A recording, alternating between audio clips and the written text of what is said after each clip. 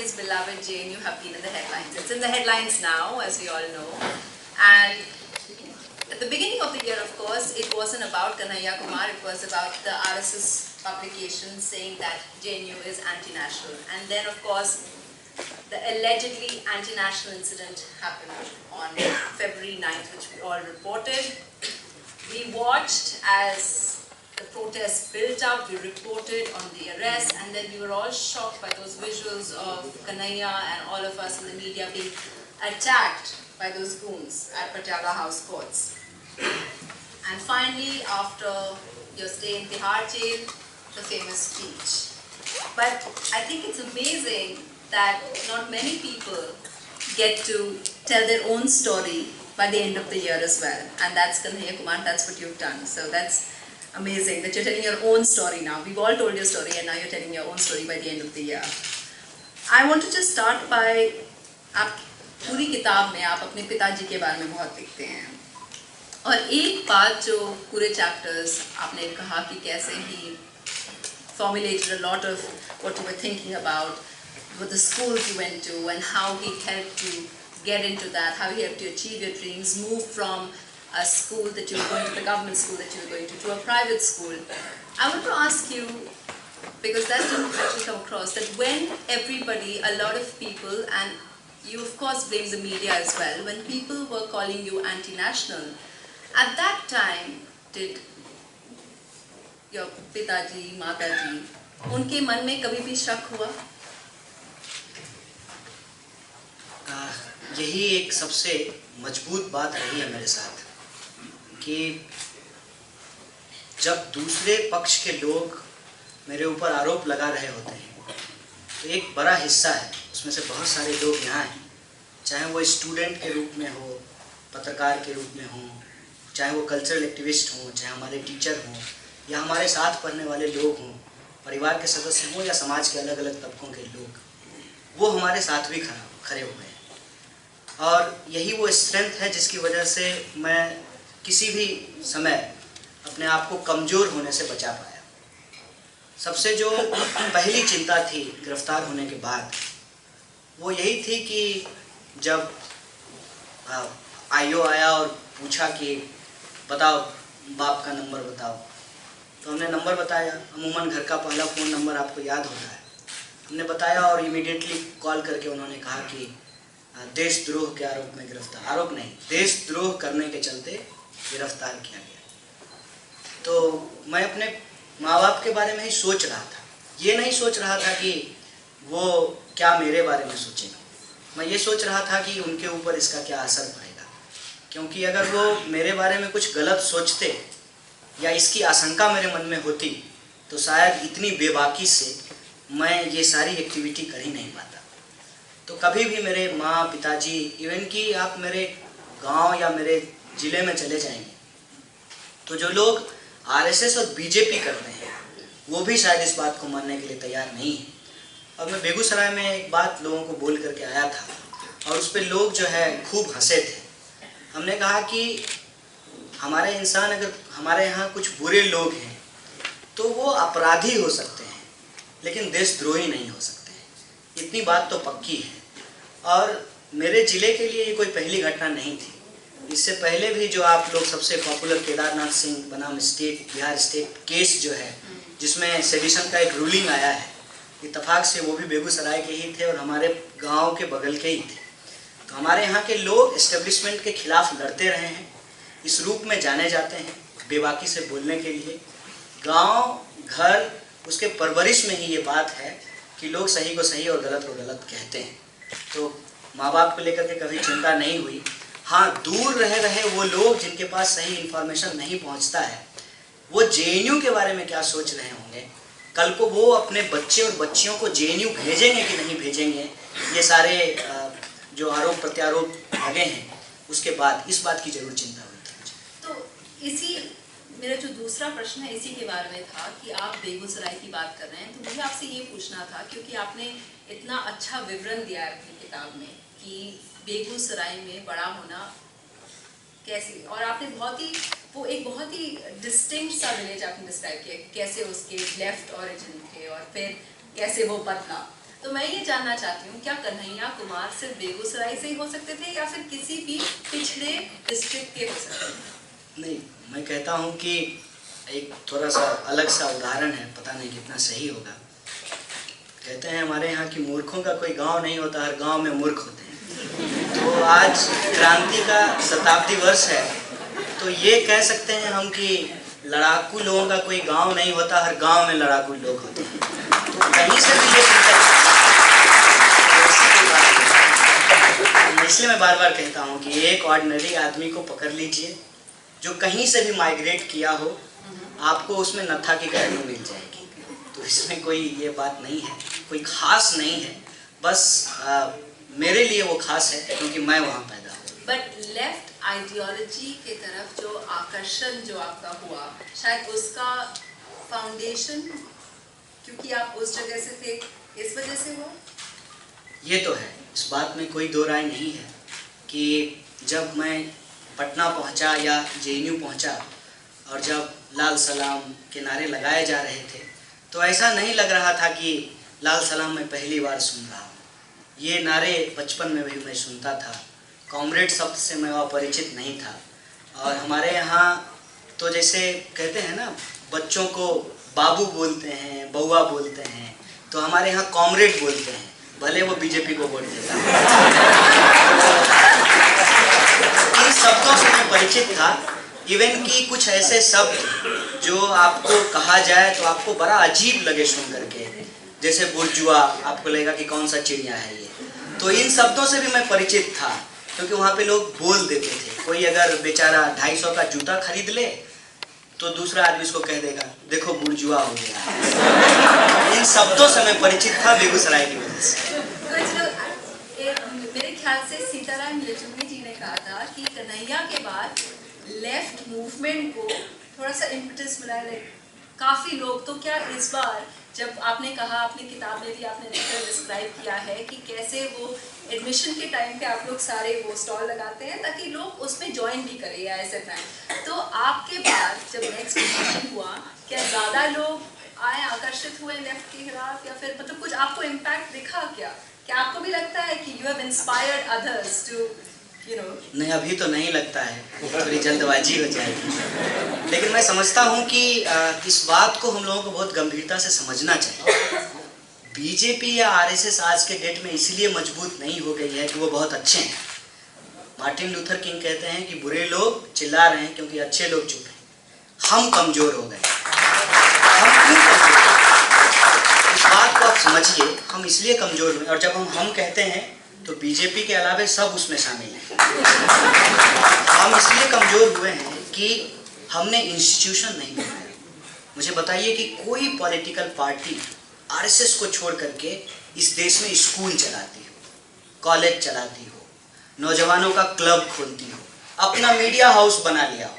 अब बताइए, कुछ पत्रकार तो ऐसे लगते हैं जैसे पूरा का पूरा स्क्रिप्ट ही संघ ऑफिस से लिखवा करके लाते हैं। तो हमने ये काम नहीं किया, ना मीडिया चैनल्स बनाए, ना स्कूल खोला, ना कॉलेज खोला, कोई मैकेनिज्म नहीं है। कुल मिला करके हमने इंस्टीट्यूशन खड़ा नहीं किया। डेमोक्रेटिक इंस्टीट्यूशंस जो हैं, जिसको हम कहते हैं पब्लिक इंस्टीट्यूशंस पे हमेशा सरकार का, अथॉरिटी का इन्फ्लुएंस होता है थ्रू डेमोक्रेसी। और ये बहुत आसान है, first past the post system में ये बहुत आसान है कि माइनॉरिटी का वोट लेकर के मेजोरिटी की सरकार बना ले और उस पर कब्जा करके वो उसके पूरे के पूरे चरित्र को, उसके पूरे के पूरे कैरेक्टर को, पूरे के पूरे इतिहास को 5 साल में बदल करके रख सकते हैं। हम लोग फुल्ली डिपेंड करते थे एनसीईआरटी पे, आईसीएसआर पे, ये जो इंडिया इंटरनेशनल सेंटर है इस पे। सरकार बदलेगी, इसका पूरा का पूरा चरित्र बदल जाएगा। इसके काउंटर में डेमोक्रेसी को स्ट्रेंथन करने के लिए, सेकुलरिज्म के आइडिया को स्ट्रॉन्ग करने के लिए, सोशलिज्म के आइडिया को स्ट्रॉन्ग करने के लिए हमको पैरेलल इंस्टीट्यूशंस खड़ा करना चाहिए था। ये गलती कांग्रेस भी की और बाकी लेफ्ट पार्टियों ने भी किया, बाकी सोशल डेमोक्रेटिक जो पार्टियां हैं उन लोगों ने भी किया। नतीजा क्या हुआ? सत्ता का चरित्र होता है। जब आप सत्ता में जाते हैं तो आपका दिमाग खराब हो जाता है। तो कांग्रेसियों का भी दिमाग खराब हुआ, सोशल डेमोक्रेट थे उनका भी दिमाग खराब हुआ और लेफ्टिस्टों का भी दिमाग खराब हो गया। तो दिमाग खराब होने से क्या हुआ? जनता विकल्प ढूंढने लगी। और विकल्प क्या मिला? मतलब विकल्प मिला 56 इंच मोदी जी। अब मैं इसको ऐसे कहूँ कि आपको अगर भूख लगे तो क्या जो है आप डस्टबिन में से कचरा उठा के खा लेंगे? ठीक है, कांग्रेस ने गलत किया, लेफ्ट ने गलत किया, सोशल डेमोक्रेट्स ने गलत किया, सेकुलर पार्टियां जो है परिवारवादी हो गई, तो इसका मतलब ये है कि आप उन लोगों को सत्ता सौंप देंगे जिनको इस देश के कॉन्स्टिट्यूशन में ही विश्वास नहीं है, जो मनुस्मृति को अपना सबसे अच्छा ग्रंथ मानते हैं। आप उनको सत्ता सौंप देंगे जो तिरंगा को झंडा ही नहीं मानते हैं। ये गलती इस देश में हो गई। और जो जन आंदोलन हुए, उस जन आंदोलन में हाफ पैंट को छुपा करके ऊपर से धोती पहन करके ये शामिल हो गए, उसको भी आप लोग नहीं देख पाए। तो ये बहुत आसानी से पिछले 100 साल में, 100 साल होने वाला है, मेहनत करके इंस्टीट्यूशंस बनाते रहे और इसको हम लोगों ने सीरियसली नहीं लिया। हर इंस्टीट्यूशन में घुस करके, IIC के भी मेंबर हो गए, तमाम तरीके के इंस्टीट्यूशंस के अंदर घुस करके ये डेमोक्रेसी को कमज़ोर करते रहे, कॉन्स्टिट्यूशन को फालतू बताते रहे, बाबा साहब को सबसे बेकार आदमी जो है लोगों के जहन में शामिल करते रहे, हिंदुस्तान के बंटवारे के लिए गांधी को जिम्मेवार ठहरा दिया, और जो कि पूरी की पूरी कहते हैं ना वेलफेयर स्टेट का जो कॉन्सेप्ट था, उस कॉन्सेप्ट को ही फालतू बता दिया। और आज हम इस स्थिति में पहुंच गए हैं कि आप कुछ भी बोलेंगे तो उनका जवाब गाली के अलावे, उनका जवाब ये होगा कि क्या ये सब 2.5 साल में ही हुआ? नहीं, ये सब 2.5 साल में नहीं हुआ, पिछले कई सालों में हुआ, लेकिन 2.5 साल में और बहुत ज़्यादा बुरा हो गया है। फिर वो क्या कहेंगे कि चलिए मोदी जी के खिलाफ आपकी सारी बात को मान लेते हैं, तो विकल्प क्या है? अब वो इस स्थिति में पहुंच गए हैं 2.5 साल के बाद। कल को तो ये भी कह सकते हैं कि चुनाव पे बहुत खर्चा होता है और चुन के भी जो है शराबी लोग आते हैं, अनैतिक लोग आते हैं, तो चुनाव ही बंद कर दो। अब आप देखिए, ये नॉर्मल चर्चा में होता था। ट्रेन में मैं जब जाता था बेगूसराय से पटना, बिहारी लोग ट्रेन में पॉलिटिक्स पे सबसे ज़्यादा चर्चा करते, तो वो जो है कहते थे कि इस देश में मिलिट्री राज कायम करना चाहिए। बताइए अब वो दिन दूर है क्या? वो दिन अब दूर नहीं है। किस तरीके से लोगों की साइकोलॉजी को धीरे धीरे बदला गया। एक आम लड़का जो ठीक से गांधी जी कहाँ पैदा नहीं हुए हैं ये नहीं जानता है, लेकिन ये जानता है कि गांधी जी ने देश तोड़ दिया। ये जो साइकी है, हमारा जो साइकोलॉजी है, उसमें जो चीज़ें डाली गई हैं मुसलमानों के खिलाफ, दलित अगर दलित है तो उसको जो है उसके अंदर जो अलग अलग सेगमेंट है, मान लीजिए उत्तर प्रदेश का जो पूरा चुनाव होने वाला है, जाटव के खिलाफ जो नॉन जाटव हैं उसके दिमाग में, जो ओबीसी है उसके दिमाग में ईबीसी के खिलाफ, जो ईबीसी है उसके दिमाग में ओबीसी के खिलाफ, जो पिछड़े लोग हैं, जो दलित लोग हैं, उनके मन में जो गरीब और कमज़ोर जनरल है उसके भी खिलाफ। मतलब हमारे अंदर जो रैशनैलिटी थी सबको जो है कहते हैं ना एक ऐसे इल्यूजनरी सिचुएशन में पहुंचा दिया गया है कि आप कॉन्क्रीटली कुछ बोल ही नहीं सकते। और दिक्कत क्या हुई है, आज का समय सूचना क्रांति का समय है। हर आदमी के पास जियो इंडिया, लोगों के पास मोबाइल है और मोबाइल पे हर कोई सूचना को एक्सेस कर सकता है। लेकिन प्रॉब्लम क्या है कि वो सूचना कितना सही है, कितना ऑथेंटिक है, इसका कोई मैकेनिज्म हमारे पास नहीं है। अब बोल दिया गया, हमारा फोटो लगा करके लिख दिया कि सेना सिर्फ बलात्कार कर सकती है, सर्जिकल स्ट्राइक इसके पास की बात नहीं है। किसको आप समझाते रहेंगे कि नहीं कन्हैया ने ये नहीं बोला है। और लोगों के ऊपर एक विजुअल इम्पैक्ट होता है, इसीलिए डॉक्टर्ड वीडियो का इस्तेमाल किया गया ताकि पूरे देश को बताया जाए JNU एंटी नेशनल है। पहले भी ये कोशिश करते थे, इनका जो स्वामी है वो भौंक रहा था कि JNU जो है बहुत खराब जगह है, और पंचजन और ऑर्गेनाइजर में भी उन्होंने JNU के खिलाफ लिखा, लगातार वो लिखते रहते हैं, लेकिन वो सक्सेस नहीं हो रहे थे। लेकिन डॉक्टर्ड वीडियो और राज्यसभा पहुंचने का लोभ, ये दोनों जब एक हो गया तो देखिए कितना पावरफुली लोगों के इमेजिनेशन पे कब्जा किया गया, पॉलिटिकल इमेजिनेशन को कैप्चर किया गया कि एक बड़ा सेक्शन जो है उससे इन्फ्लुएंस हो गया था। इस पूरे बात से हम किस नतीजे पे पहुंचते हैं? हम इस नतीजे पे पहुंचते हैं कि एंटी डेमोक्रेटिक फोर्सेस के खिलाफ, एंटी कॉन्स्टिट्यूशन फोर्सेस के खिलाफ जितने भी डेमोक्रेटिक लोग हैं, प्रोग्रेसिव लोग हैं, लॉजिकल अंडरस्टैंडिंग में बिलीव करते हैं, रैशनल लोग हैं, चाहे वो किसी पॉलिटिकल पार्टी से जुड़े हों, उनको एक मंच पे आना चाहिए इस देश को बचाने के लिए। और पॉपुलरिटी जो है उनको इंस्टीट्यूशन खड़ा करना चाहिए, और वो इंस्टीट्यूशन जब हम खड़ा करेंगे मीडिया हाउस के अंदर भी, और जब हम मीडिया की बात करते हैं इसका बड़ा ही विस्तृत फलक है, सोशल मीडिया के अंदर भी, और हम अल्टरनेटिव मीडिया की भी बात कर सकते हैं। और जो अवेयरनेस का प्रोग्राम है उसको हम कंटिन्यूअसली इसलिए चलाएं ताकि सही सूचना लोगों तक पहुंचाई जा सके, और उसी की कोशिश के रूप में मैंने ये किताब लिखी है। पता नहीं कितना हो पाएगा, क्योंकि इसके बारे में भी एक गलत इन्फॉर्मेशन ऑलरेडी फैलाई है। खुद की किताब खुद लिखने में 7 महीने लग गए, 3 महीने में ही उन्होंने इसी टाइटल से मेरे नाम को, मेरा नाम कन्हैया है, उन्होंने कन्हैया लिख करके इंटरनेट पे ऑलरेडी डाल दिया है। तो वो इतना, एक और किताब पैरोडी किताब ऑलरेडी इंटरनेट पे डाल दी गई है। तो ये जो वॉर ऑफ परसेप्शन है, इस वॉर ऑफ परसेप्शन को हमको हेड ऑन लेना पड़ेगा, तमाम तरीके के न्यू मीन्स का इस्तेमाल करके इस पॉलिटिकल लड़ाई को आगे बढ़ानी होगी। And politics not for the sake of power to transform the society.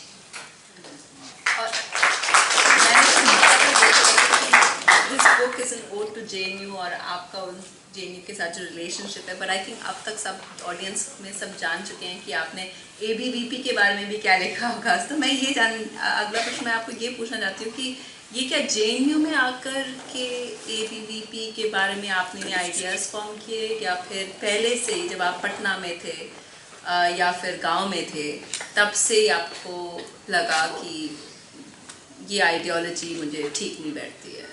नहीं, मैं कहता हूँ कि JNU और पटना से पहले मेरे गांव से ही मुझे ये बात पता चल गई। इनके बारे में ज़्यादा कुछ पता नहीं था, लेकिन इतना ज़रूर पता था कि ये लोग गांधी की हत्या में शामिल थे, और गांधी से असहमत होने के बावजूद गांधी का एक कंट्रीब्यूशन मुझे लगता था। और मैं बता देता हूँ, बेगूसराय में अच्छी बातें तो हैं, एक सबसे बुरी बात यह एक बहुत ही फ्यूडल जगह है, इसीलिए अम्बेडकर के बारे में मुझे पढ़ने लिखने को बेगूसराय में कोई अवसर नहीं दिया गया। अम्बेडकर के बारे में सिर्फ हम यही जानते थे कि उन्होंने संविधान लिखा है। इसके अलावा एनिहिलेशन ऑफ कास्ट जैसी किताब भी उन्होंने लिखी है, ये जानकारी मुझे बेगूसराय में नहीं मिली। ठीक है, तो लेकिन गांधी के बारे में हम लोगों को बहुत पढ़ाया जाता था। गांधी जयंती, लाठी, चश्मा, अहिंसा, सत्य, सब कुछ समझाया जाता था। तो हमको लगता था कि सब कुछ ठीक है, क्योंकि किसी भी नौजवान को भगत सिंह ज़्यादा फैसिनेट करते हैं, मुझे भी करते थे। लेकिन गांधी की एक बात मुझे बहुत अच्छी लगती थी, जिसके बारे में मैं आज भी सोचता हूँ कि आखिर गांधी की वो कौन सी ताकत थी कि उन्होंने जनता के तमाम सेक्शन के लोगों को एक छाता के नीचे ले आए और साम्राज्यवाद के खिलाफ, उपनिवेशवाद के विरोध में जो आज़ादी का आंदोलन था उसको एक नया शक्ल दी। तो उस लिहाज से मुझे गांधी के प्रति एक संवेदना थी, और हिंदू मुसलमान को जिस तरीके से समाज में लड़ाया जाता है, उसके बारे में जो दुर्भावना फैलाई जाती है, उसको लेकर के मेरे दिमाग में हमेशा एक अंतर्विरोध चलते रहता था। क्योंकि मेरे पिताजी के जो सबसे अच्छे दोस्त थे, इत्तेफाक से वो मुसलमान थे, और घर में जो बहस होती थी उसको मैं बड़े करीब से सुनता था और उसको समझने की कोशिश करता था। और फिर कोई सिनेमा देख लिया, जैसे वो नाना पाटेकर हाथ फोड़ करके लो तुम्हारा खून मिला दिया, वो बहुत असर करता था दिमाग पे। तो ये जो बातें थी, उन बातों के चलते मुझे इतना तो समझ में आ गया था कि किधर भी जाइए मगर उधर मत जाइए। ये तो ऑडियंस आपको बहुत सारे प्रश्न पूछना चाहते हैं, बट मैं एक लास्ट क्वेश्चन आपको ये पूछूंगी कि आपने किताब में कई बार ये भी लिखा है कि आप लोगों ने प्रदर्शन और जो प्रोटेस्ट वगैरह किया आपने यूपीए के खिलाफ भी किया, और दिसंबर 16 के बाद जो प्रोटेस्ट थे तब आप उसमें भी बहुत ज़्यादा इन्वॉल्व थे। लेकिन आप दोनों में अंतर क्या कहेंगे? यहाँ पे अनिशंकर अय्यर जी भी हैं और किसी त्यागी जी भी, बट यूपीए एनडीए आपको एज ए स्टूडेंट लीडर दोनों में क्या फर्क दिखा? देखिए, ये किताब जो हमने लिखी है इसमें इस बात को बहुत स्पष्ट तरीके से हमने कहा है। हमने ये कहा है कि 16 मई से पहले जब हम प्रोटेस्ट करने के लिए जाते थे तो दिल्ली पुलिस प्रोटेस्ट साइट तक पहुंचने देती थी और इंतज़ार करती थी कि कब ये बैरिकेड हिलाएंगे, तब पीटती थी। अब पुलिस क्या करती है, प्रोटेस्ट साइट पे पहुंचने ही नहीं देती है, और बैरिकेड तो छोड़ दीजिए, उससे बहुत दूर ही अपना जो व्यक्तिगत गुस्सा है पुलिस का और जो अथॉरिटी का आदेश है उसको अक्षरशः पालन करने लगती है। ये एक फ़र्क है, अथॉरिटी के व्यवहार में एक फ़र्क दिखता है। दूसरा मैं ये भी कहना चाहता हूँ कि कांग्रेस भी बहुत कुछ करती है, बिना बताए चुपचाप। बीजेपी जानबूझ करके बताती है ताकि सोसाइटी जो है उसमें पोलराइजेशन हो। दहशत की कमाई खाने वाले लोग हैं ना, तो लोगों को मारने से ज़्यादा डराते हैं। ये इसलिए ज़रूरी हो जाता है। आप मुझे बताइए, इस पूरे मामले में मेरे ऊपर आरोप क्या था कि आपकी यूनिवर्सिटी में नारे लगाए गए, मतलब गांव में चोरी हुई, मुखिया को पकड़ करके जेल में डाला। इस लिहाज से तो मोदी जी के देश में नारे लगाए गए, तो मोदी जी को भी पकड़ करके जेल में डाला गया। तो ये काम वो इसलिए करते हैं, एकदम बता करके, एकदम बोल करके।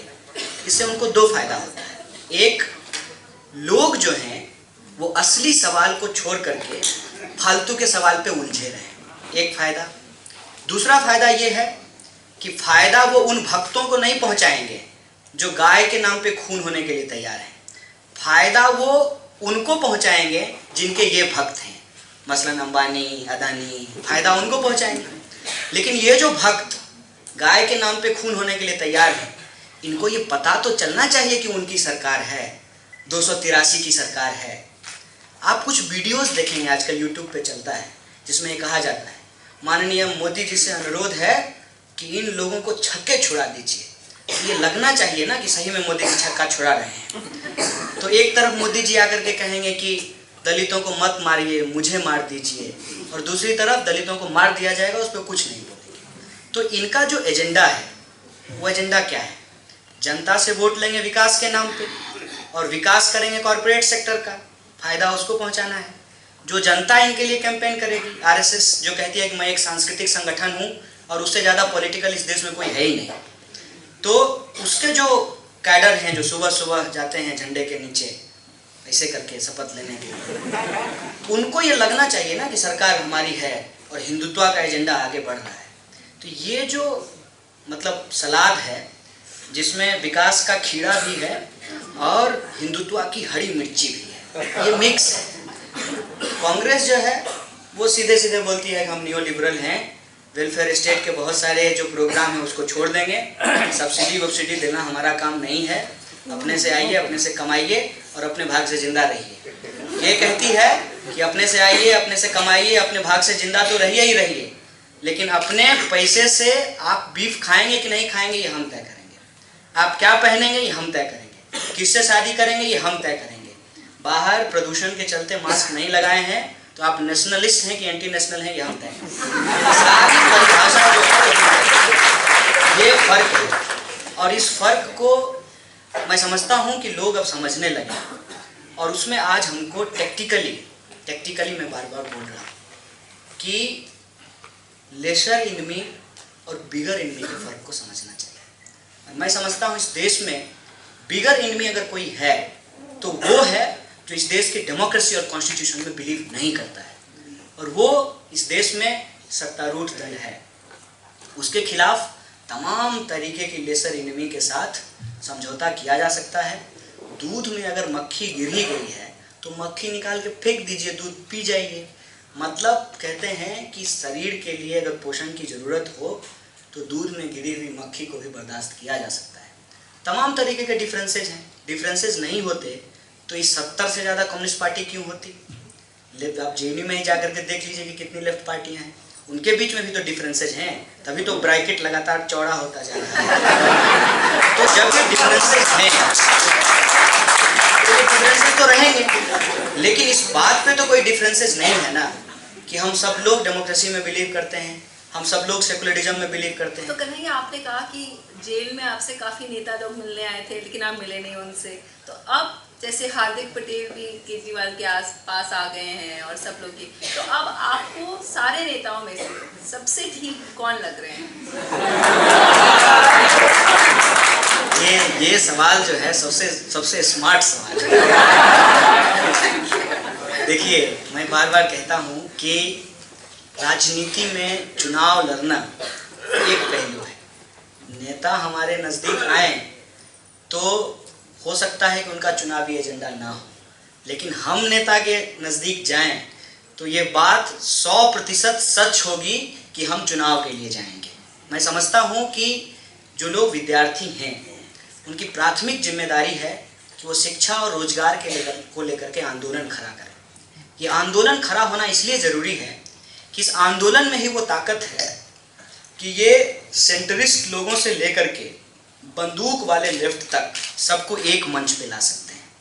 तो मैं समझता हूँ कि वर्तमान राजनीतिक व्यवस्था में विकल्प ढूंढने के बजाय, मतलब अगर दिल्ली में चुनाव लड़ना है तो केजरीवाल जी के साथ चले जाइए, बिहार में लड़ना है तो जेडीयू के नज़दीक चले जाइए, ये करने के बजाय पूरे देश में, इस देश के सेकुलर क्रेडेंशियल सोशलिस्ट जो गोल है उसको लेकर के, और जो डेमोक्रेसी और कॉन्स्टिट्यूशन है उसको लेकर के एक यूनाइटेड फ्रंट बनाया जाए, जिसमें चुनाव लड़ने के सवाल को पीछा छोड़ करके एक आंदोलन खड़ा किया जाए।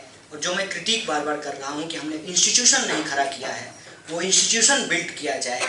और इस लिहाज से अगर मैं देखूँ तो पूरी ईमानदारी से कहता हूँ कि ये ऑपोजिशन ना मुझे विधानसभा में दिखता है ना लोकसभा में दिखता है। ये ऑपोजिशन अगर कहीं दिखता है तो वो सड़क पे दिखता है। तो मैं संसद जाने की बजाय सड़क पे जाना ज़्यादा पसंद करूँगा।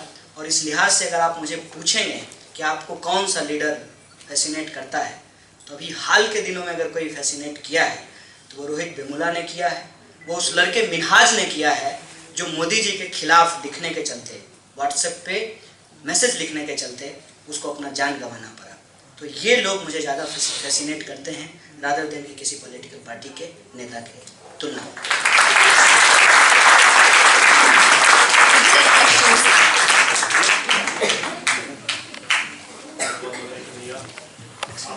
करना बहुत मुश्किल है, ये हमने किस्से कहानियां बहुत सुनी। 2019 के चुनाव में क्या आप उसका पार्ट बनेंगे? अगर बनेंगे तो उसकी एक्सरसाइज शायद हम लोगों को पहले से करना होगी। मेरा सीधा सवाल है, 2019 के चुनाव में आप लोकसभा के चुनाव को कुछ देख रहे हैं? सबसे पहली बात तो ये है, मैंने ये बात कई जगह कही है, राजनीति का मतलब सिर्फ चुनाव लड़ना नहीं होता। जब आप नोटा प्रेस कर रहे होते हैं, नोटा के बटन को दबा रहे होते हैं, वो भी एक स्ट्रॉन्ग पॉलिटिकल डिसीजन होता है।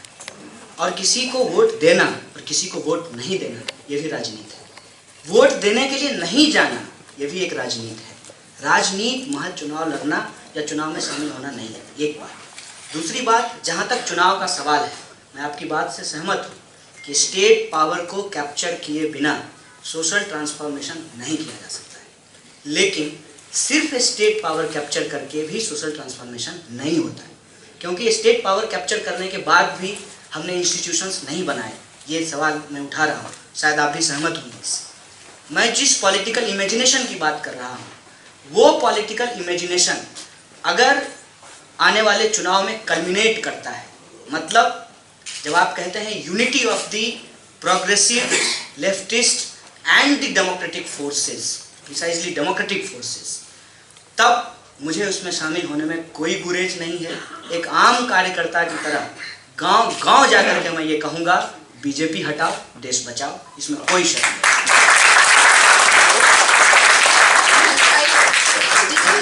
What Kanhaiya said about the Congress party? I agree.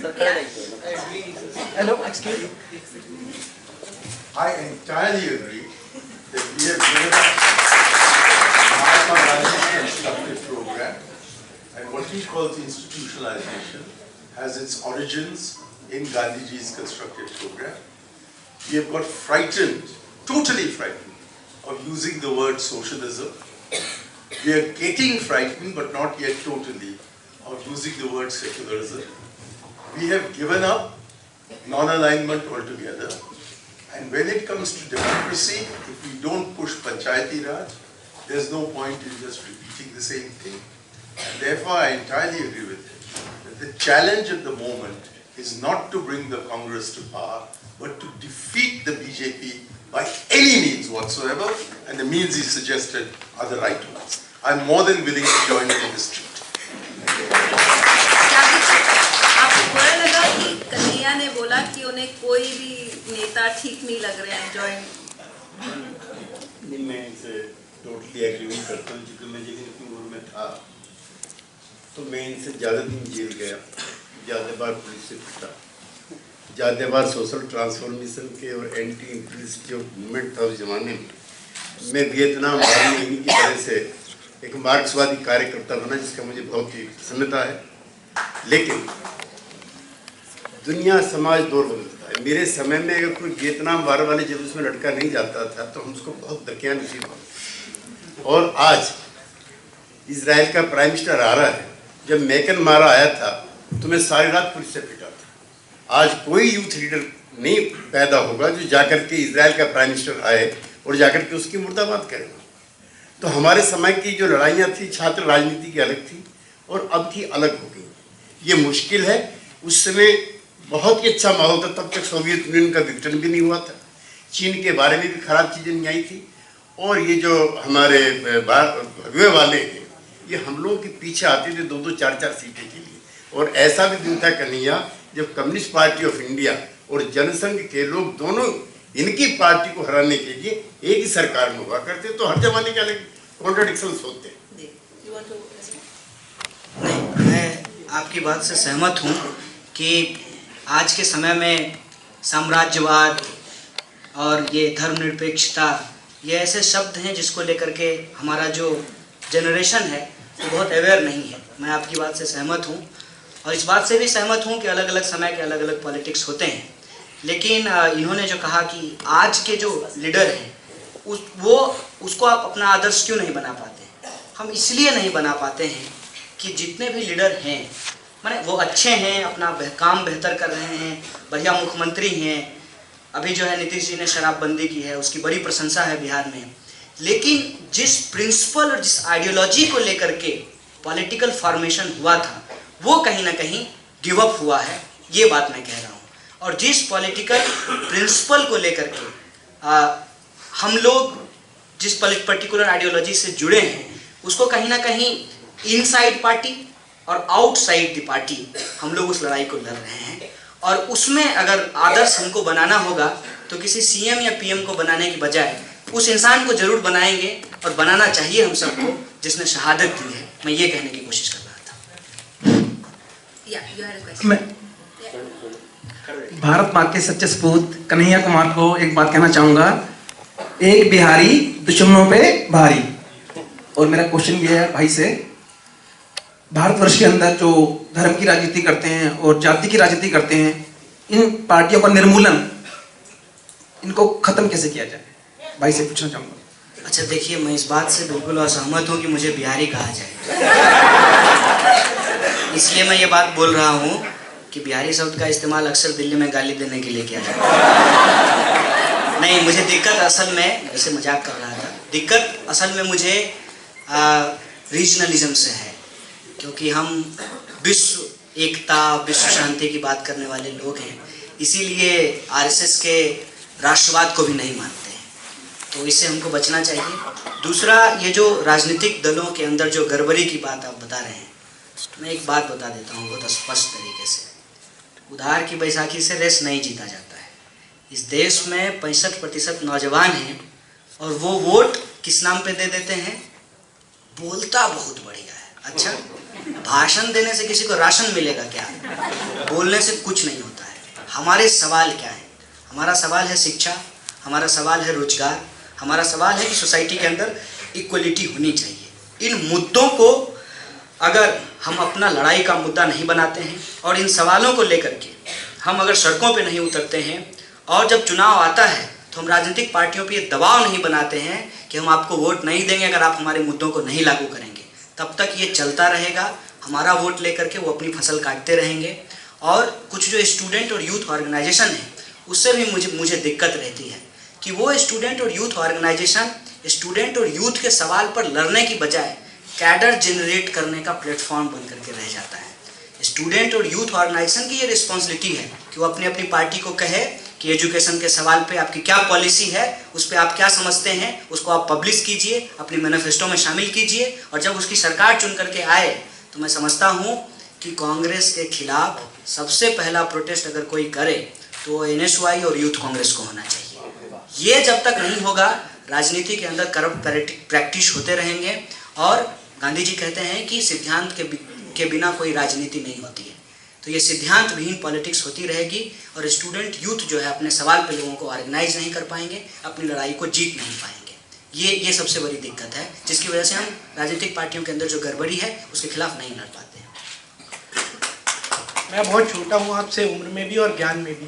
मेरा सिर्फ जो सवाल है वो ये है कि जब कोई अत्याचार करता है तो वो कोई दलित और कोई और जाति का नहीं होता, वो सिर्फ एक इंसान होता है, और जिस पे होता है वो भी एक इंसान होता है। तो हम इस बात पे कब तक लड़ते रहेंगे कि दलितों पे आज अत्याचार हो रहे हैं, आज उनको हमने न्याय दिला दिया, कल को जब और लोग जो अपर कास्ट हैं अगर उन पे अत्याचार होंगे तो फिर हम वही करते रहेंगे। कब होगा कि यार इस इंसान के साथ बुरा हो रहा है तो हम इंसान उसके खिलाफ और उसके साथ खड़े हों।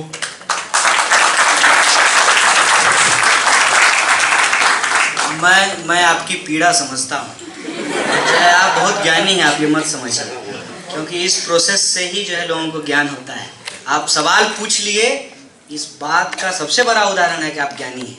सवाल पूछने के लिए ज्ञान होना बहुत ज़रूरी है, तो आप अपने आप को कमतर मत समझिए। आपका जो सवाल है उस सवाल में इसका जवाब नहीं था। जब मैं आपकी जगह था तो मुझे लगता था कि मुझे नौकरी इसलिए नहीं मिलेगी क्योंकि मैं जनरल कैटेगरी का हूँ, ये बार बार मुझे लगता था। बाद में मुझे पता चला कि नौकरी है कहाँ। जितने पब्लिक सेक्टर हैं उसका प्राइवेटाइजेशन कर दिया गया है, और प्राइवेट सेक्टर में तो रिजर्वेशन है ही नहीं। मतलब रिजर्वेशन की वजह से हमको नौकरी मिलेगी या नहीं मिलेगी ये सोचना ही गलत है। रही बात कि दलित के ऊपर अत्याचार, तो एक बात आज एकदम दिमाग में स्पष्ट कर लीजिए, जो लोग पीड़ित हैं समाज में, जिनके ऊपर अत्याचार होता रहा है और हो रहा है, वो सब दलित हैं। अगर आपको भी आपके आर्थिक स्थिति के चलते एजुकेशन में फीस नहीं जुटा पा रहे हैं आप, या आप कहीं नौकरी के लिए जाते हैं और आप जिस सामाजिक पृष्ठभूमि से आते हैं उसकी वजह से आप बढ़िया अंग्रेजी नहीं बोल पाते हैं, तो आपको इंटरव्यू से बाहर कर दिया जाता है, तो आप भी उस दलित तबके में शामिल हैं, बेशक आपकी जाति कुछ भी हो। तो दलित शब्द के जब आप इमेजिनेशन करते हैं तो इस बात को समझ लीजिए, वो सारे लोग जो समाज में शोषित हैं वो दलित हैं। और इसीलिए बाबा साहब भीमराव अंबेडकर ने महिलाओं को भी उसके अंदर शामिल किया था। और जो पहला पॉलिटिकल ऑर्गेनाइजेशन बनाया था उन्होंने, तो कोई दलित पार्टी या दलित पैंथर नहीं बनाया था, उन्होंने पार्टी बनाई थी, उसका नाम था लेबर पार्टी। मतलब समाज के अंदर जो छोटे किसान हैं, जो मजदूर हैं, जो पिछड़ी, अति पिछड़ी और जो दूसरी तरह की जातियां हैं, वो सब मिल करके दलित आइडेंटिटी को कॉन्स्टिट्यूट करते हैं। दलित कोई जाति नहीं है, ये एक आइडेंटिटी है।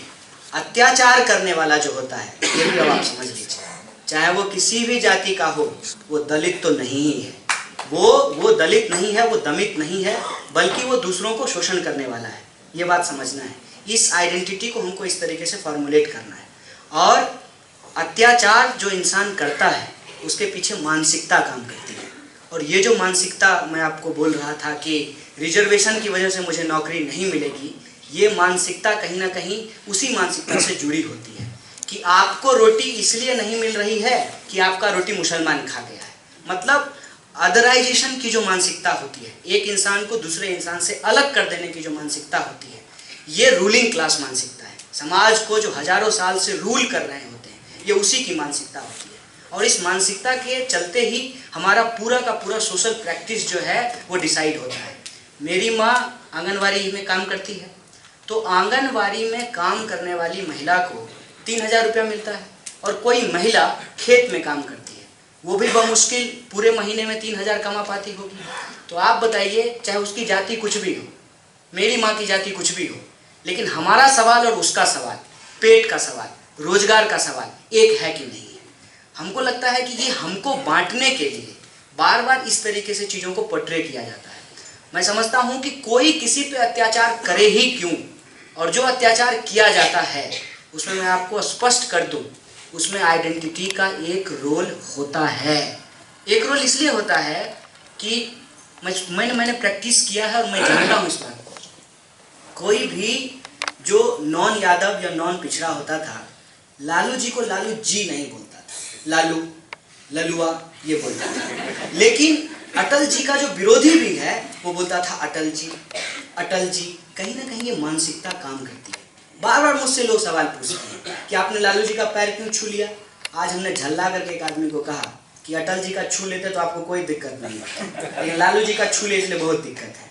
हाँ, अपने पिताजी के भी विचार से हम सहमत नहीं होते हैं, लेकिन जब घर जाते हैं तो उनका पैर छूते हैं। तो ये जो मानसिकता होती है खास आइडेंटिटी को लेकर के, उसको आपको काउंटर तो करना पड़ेगा। आप मुझे बताइए, सारा बिहारी चोर होता है क्या? तो कहीं जब चोरी होती है बिहारी बिहारी इस तरीके से क्यों किया जाता है? आइडेंटिटी मैटर फॉर अस, और दलित एक आइडेंटिटी है। आज ये जरूरत है कि वो जो आइडेंटिटी जाति के जन्म के आधार पे है, उस आइडेंटिटी के अंदर इकोनॉमी के सवाल को भी शामिल करना चाहिए, और ये मेरा मानना है। इसीलिए मैं लाल झंडे और नीले झंडे की यूनिटी की बात करता हूँ, इसीलिए मैं जय भीम और लाल सलाम के नारे को एक साथ लगाने की बात करता हूँ, क्योंकि मेरी जाति कुछ भी हो, मेरा जन्म किसी भी जाति में हुआ हो, मेरा सवाल रोहित वेमुला का सवाल है, इसीलिए हम लोगों को एक साथ मिलकर के लड़ने की जरूरत है। Yeah, could we get in the question from a woman? Hi. My question is that on 10th of February this year, pamphlet was circulated in the JNU campus bearing your signature, which congratulated JNU students that they have successfully organized the Shahadat Divas of Afzal Guru, and later on you were seen distancing yourself from that thing. So why this contradictory position? And the second question also I have that this Shahadat Divas is something which was organized, which is being organized in JNU campus since 2013, and it wasn't for the first time that anti-national slogans were raised this year. So why were you not cautious about it? If you could not have banned this event, at least you could have ensured that such slogans would not have been raised this year at least. पहली बात तो ये है कि आपसे मेरा एक आग्रह है कि जी न्यूज़ के अलावा कभी कभी NDTV भी देख लीजिए।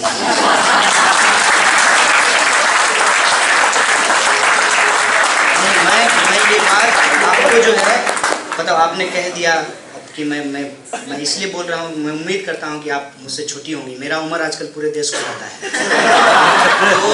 तो मैं ये कहता हूँ, ये खुद के लिए ज़रूरी है, रैशनल होना खुद के लिए ज़रूरी है, बाकी समाज और देश तो बाद में आएगा। पहली बात तो ये है कि सिग्नेचर किया हुआ पैम्फलेट जो है हमने अपने जीवन में आज तक नहीं निकाला, पता नहीं उन न्यूज़ चैनल वालों को कहाँ से मिल गया। और दूसरी बात कि कभी भी JNU के अंदर मैं दावे के साथ बोलता हूँ कि देश के खिलाफ नहीं कुछ बोला जाता है, दावे के साथ बोला क्या जाता है, इस बात को आप समझ लीजिए। बोला वही जाता है जो हमारे अभिव्यक्ति की आज़ादी के दायरे में आता है। जहाँ तक अफजल गुरु का सवाल है, कभी भी ये नहीं कहा गया कि अफजल गुरु शहीद है। बार बार ये कहा जाता है JNU में, और मैं इसको ऑन एयर कह रहा हूँ इतने लोगों के बीच में, कि अफजल गुरु के मामले में सरकार ने उसका जो लास्ट राइट था उसको प्रोवाइड नहीं किया। कोई भी इंसान मर गया, मेरे पिताजी मर गए, तो उनको जलाने का अवसर जो है मुझे मेरे घर वालों ने दिया, मेरा इंतज़ार किया, हम वहाँ पहुँचे। हालांकि मुझे इन चीज़ों से कोई लेना देना नहीं है, फिर भी लोग मेरा इंतज़ार किए, मैं वहाँ पहुँचा। यही लास्ट राइट जो है अफजल गुरु का भी था कि उसको दफनाया जाता, उसके घर वाले आते। इस पे सवाल उठाया गया। दूसरा सवाल जो उठाया जाता है फांसी पे। फांसी किसी को देना ये उस वक्त की पद्धति है जिस वक्त हम फ्यूडल एरा में रहते थे, मतलब कोई चोरी किया तो उसकी गर्दन काट दिया जाए।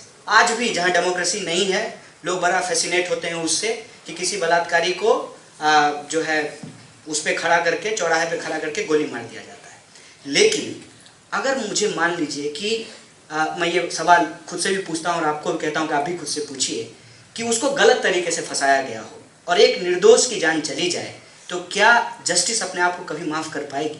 हमारा पूरा का पूरा जो जुडिशियल सिस्टम है वो इस बात को इंश्योर करता है कि 100 दोषी छूट जाएं, लेकिन एक निर्दोष को सजा नहीं मिलनी चाहिए।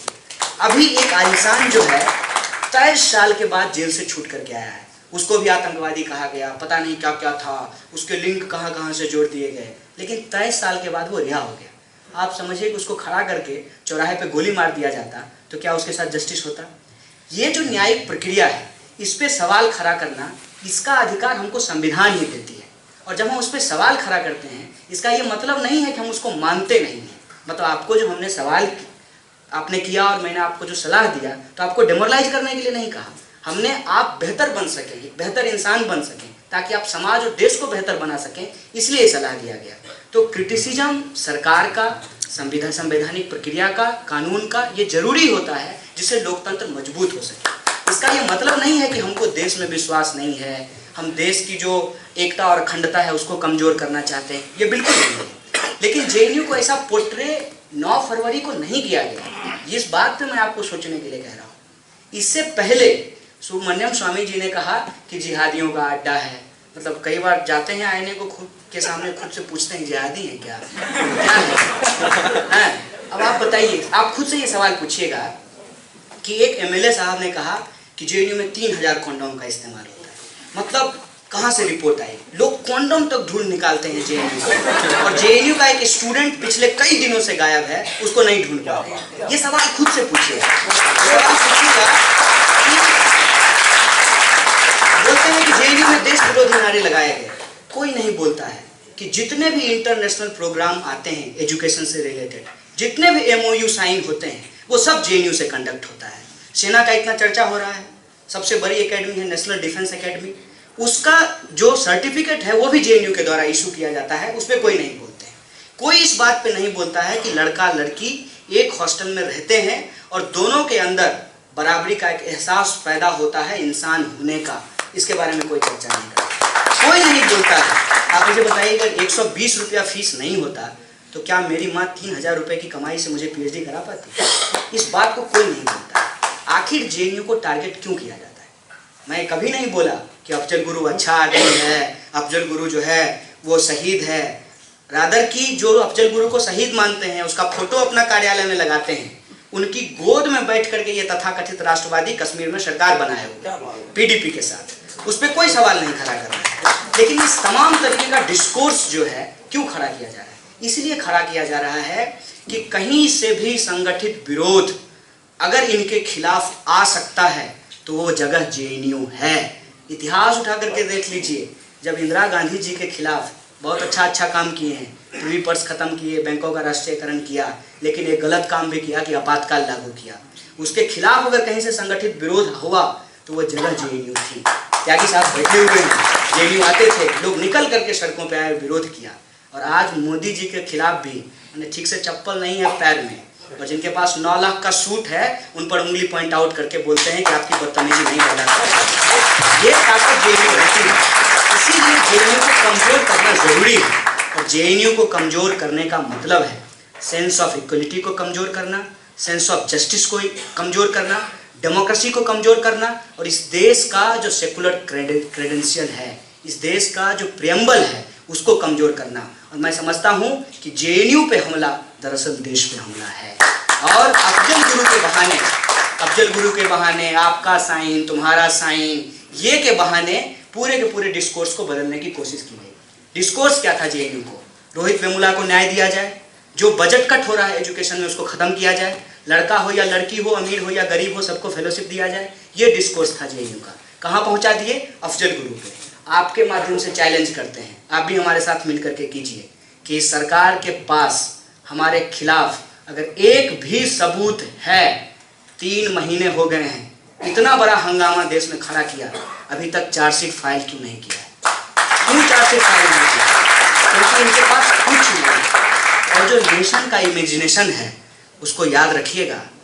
भारत माता की जब हम बात करते हैं, उसमें अगर आप शामिल नहीं हैं और आपके खिलाफ अगर गाली दी जा रही है, तो मैं उस कॉन्सेप्ट को नहीं मानूंगा। इस देश की तमाम माताएं भारत माता में शामिल होनी चाहिए। और जो देश है वो देश के लोगों से बनता है, सिर्फ झंडा और प्रतीक से नहीं बनता है। और देश के लोगों के ऊपर जब अटैक किया जा रहा है, मतलब आप देश पे अटैक कर रहे हैं। और जहाँ तक नेशनलिज्म का सवाल है, मैं ये कह देना चाहता हूँ कि हिंदुस्तान का नेशनलिज्म यूरोप के नेशनलिज्म से अलग है। हिंदुस्तान में अगर हम नेशन को डिफाइन करेंगे तो nation is the nation of Nations in the Indian context. ये तमाम जो नेशन की जो बात हो रही है वो आइडेंटिटी बेस्ड होती है। उसमें कई बार लिंगुअल आइडेंटिटी होता है, कई बार उसमें जो है रीजनल आइडेंटिटी हो सकता है। हिंदुस्तान में अगर हम लैंग्वेज की बात करेंगे तो 22 लैंग्वेजेज जो हैं वो तो शेड्यूल्ड लैंग्वेज है। इसके अलावे हजारों भाषाएं बोली जाती है। वो तमाम भाषा के जो बोलने वाले लोग हैं उनकी अपनी अपनी नेशनलिटी है। तमाम धर्म को जो मानने वाले लोग हैं उनकी अपनी अपनी नेशनैलिटी है। इसीलिए अगर इस देश के नेशनलिज्म के लाइन को आप ड्रॉ करना चाहते हैं तो आपको डाइवर्सिटी की जो आत्मा है उसको सुरक्षित रखना पड़ेगा और उसी डाइवर्सिटी से यूनिटी के कॉन्सेप्ट को आपको इवॉल्व कराना पड़ेगा। और जो लोग खाने पीने की आज़ादी पे रोक लगाना चाहते हैं, जो लोगों को शादी कराने पे, बच्चा कराने पे, ज़्यादा या कम कराने पे लगाना चाहते हैं, दरअसल वो डाइवर्सिटी को ब्रेक करना चाहते हैं, वो प्लुरलिज्म के आइडिया को ब्रेक करना चाहते हैं। हम एंटी नेशनल नहीं हैं, हम एंटी कॉन्स्टिट्यूशनल नहीं हैं, वो एंटी कॉन्स्टिट्यूशनल है, इसलिए वो एंटी नेशनल है। और मैं बार बार कहता हूँ कि तौबा कीजिए ऐसा मीडिया हाउस से।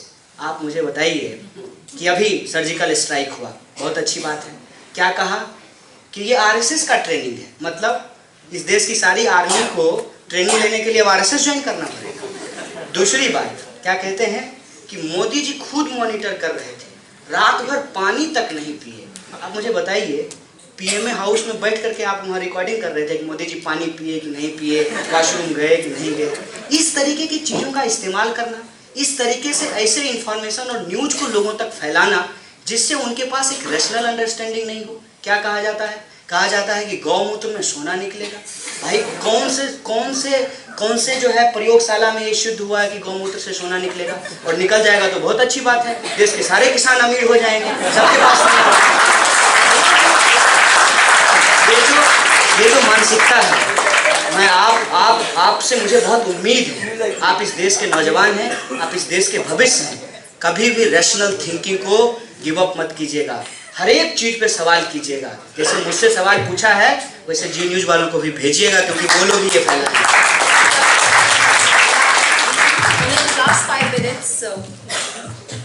कन्हैया जी, अभी 2 दिन में अमेरिका में इलेक्शन होने जा रहे हैं। डोनाल्ड ट्रंप जैसे नेता मोदी के नाम पर वोट मांग रहे हैं। वो कहते हैं एंटी मुस्लिम और मैक्सिको से जो माइग्रेंट्स हैं वहाँ वो दीवार लगा देंगे। और एक तरफ हमारे देश में जो 33,000 करोड़ का हेल्थ बजट है, उससे ज़्यादा हम 56,000 करोड़ जापान से 36 एयर फाइटर ले रहे हैं। तो ये सारी चीज़ें एक साथ कैसे हो रही हैं? पहली बात तो ये है कि डोनाल्ड ट्रंप मोदी जी से इंस्पायर्ड होकर के वोट नहीं मांग रहे हैं। दरअसल ये दोनों लोग हिटलर से इंस्पायर्ड होकर के वोट ले रहे हैं। हिटलर ने क्या किया? हिटलर ने सबसे पहले, हिटलर के अलावे जो दूसरी पॉलिटिकल पार्टियां थी उसको जनता के सामने डिलेजिटिमेट कर दिया। ये कह दिया कि इस देश की सारी प्रॉब्लम के लिए कम्युनिस्ट और यहूदी जिम्मेवार हैं। और अदर्स के खिलाफ मैं बार बार बोलता हूँ, प्लीज जब भी आपके दिमाग में अदराइजेशन किया जाए, महिला होने के चलते, बिहारी होने के चलते, मुसलमान होने के चलते, हिंदू होने के चलते, ब्राह्मण होने के चलते, उस अदराइजेशन के प्रोसेस को काउंटर कीजिएगा। क्योंकि अदर के खिलाफ हेटरेट फैला करके ही फैसिज्म समाज के अंदर पैदा होता है, आगे बढ़ता है, सांप्रदायिकता उसी को लेकर के आगे बढ़ती है। तो अदराइजेशन के खिलाफ हेटरेट करना ये राइट विंग का ट्रेडिशनल तरीका है। तो दोनों हिटलर से इंस्पायर्ड होकर के कर रहे हैं। दूसरी बात ये है कि स्वास्थ्य से ज़्यादा बड़ा सवाल है हथियार को खरीदना। क्योंकि जो गरीब लोग हैं तो वो तो बीमारी से मर जाएंगे, उनको मारने की ज़रूरत नहीं है, और जो बच जाएंगे उनको युद्ध में मरवा दिया जाएगा। तो कुल मिलाकर के जो पावर सेंटर पे हजारों साल से कब्जा किए हुए हैं वो कब्जा किए रहेंगे और बढ़िया जो है लाखों का सूट पहन करके दुनिया का परिभ्रमण करते रहेंगे। तो ये तो हमारे ऊपर है कि हम उस पर कितना सॉलिड तरीके से रैशनली क्वेश्चन कर पाए। Okay, next question. आपने एक अपने भाषण में आपने कहा था कि मुझे देश से नहीं देश में आज़ादी चाहिए। तो आपको किस बात की आज़ादी चाहिए? बहुत बढ़िया सवाल है, बड़ा इंतजार कर रहा था कि मिले। देखिए, आपके परिवार के बारे में मुझे नहीं मालूम है। मैं उम्मीद करता हूं कि आपका परिवार आपको बहुत सपोर्ट करता होगा, इसीलिए आप मेरे सामने हैं। आपकी जैसी बहुत सारी लड़कियां पेट में ही मार दी गई, उनको बाहर ही नहीं आने दिया गया। ये जो मानसिकता है ना कि लड़का जरूरी है, पिताजी के मुख में आग लगाएगा तो मुक्ति मिलेगी, इसीलिए बेटा ही होना चाहिए, ये जो मानसिकता है जिसको हम पितृसत्ता कहते हैं, पुरुषवादी मानसिकता कहते हैं, जिसमें इज्जत का सारा ठीकरा जो है महिलाओं के कंधे पे रहेगा, पर्दा वही करेंगी, हम जो है नज़र झुका करके नहीं चल सकते हैं। ये जो मानसिकता है, इससे हमको आज़ादी चाहिए। ये एक उदाहरण है। इसके अलावा बहुत सारे ऐसे सवाल हैं जो देश में आज भी हैं, जैसे भ्रष्टाचार, गरीबी, भूखमरी, असमानता, ये तमाम तरीके के जो सवाल हैं, छुआछूत, जातिवाद, ये जो अभी क्षेत्रवाद उन्होंने कहा था ना बिहारी, ये जो क्षेत्रवादी मानसिकता है, इन चीज़ों से ही आज़ादी चाहिए। और एक लाइन में अगर हम बोलें, जितने तरीके की गैर बराबरी है, उस गैर बराबरी से आज़ादी चाहिए, न्याय और समानता के पक्ष में।